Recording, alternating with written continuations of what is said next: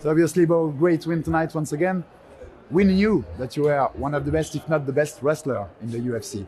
But are you the best at faking the wrestling?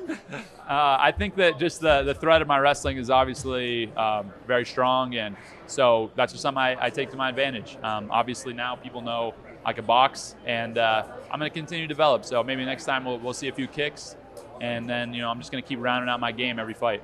Is it something that you work a lot in the training, those fakes? Yeah, of course. I know everybody's going to be super weary of my wrestling. They're always going to have to respect that, and I can take them down pretty much at any point. So, that leaves a lot of shots open. In your last 4 fights, at the Dana White Contender Series and in the UFC, you took 3 significant strikes total.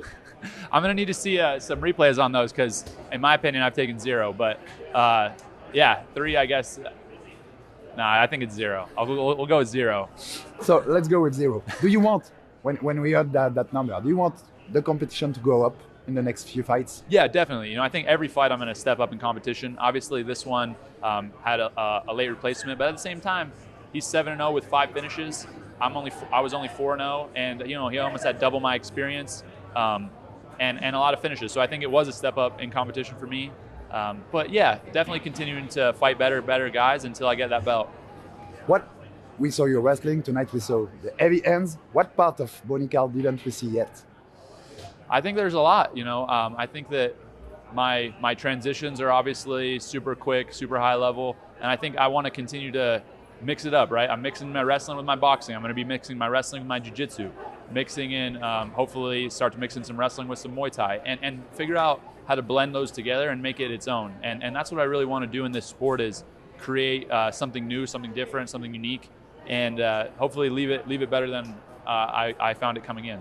On the mic with Joe Rogan in the octagon, you talked about September to fight? No, September for archery hunting season. So I'm going to be archery hunting some elk. I love eating wild game, and so I'll be hunting a few elk and hopefully bring back some meat for my family and then get right back to fighting after that. Okay, see Paris in September. We would that would have been nice. Oh, we man. would have loved to welcome you. Next time it's in Paris, I'll try to go. I've never been to France, so I would love to visit.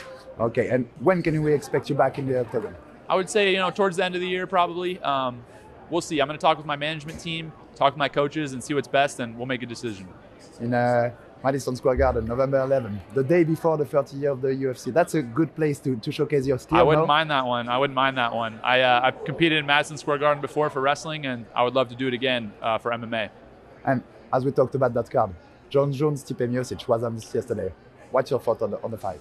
Man, that's going to be a great fight. 2 guys I just respect so much, both wrestling-based guys.